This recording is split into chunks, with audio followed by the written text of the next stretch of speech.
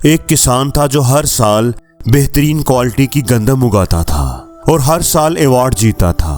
एक दफा एक अखबार के रिपोर्टर ने उसका इंटरव्यू किया और उससे पूछा कि वो कैसे हर साल अपनी पैदावार और क्वालिटी को बरकरार रखता है, आखिर उसका क्या राज है। किसान ने जवाब दिया कि मैं अपनी गंदम का बीज अपने पड़ोसियों के साथ बांट देता हूँ। रिपोर्टर हैरत से बोला, आप अपनी बेहतरीन क्वालिटी के बीज को अपने पड़ोसियों के साथ कैसे बांट सकते हैं, जबकि वो तो हर साल मुकाबले में आपके साथ शरीक होते हैं। किसान मुस्कुराया और बोला, क्या आप नहीं जानते कि हवा पकती हुई गंदम से पोलन उठाती है और उसे एक खेत से दूसरे खेत में मुंतकिल करती है। अगर मेरे पड़ोसी कमतर क्वालिटी की गंदम उगाएंगे तो क्रॉस पोलिनेशन से मेरी गंदम का मयार भी गिर जाएगा। अगर मुझे अच्छी गंदम उगानी है तो मुझे अपने पड़ोसियों की अच्छी गंदम उगाने में मदद करनी होगी।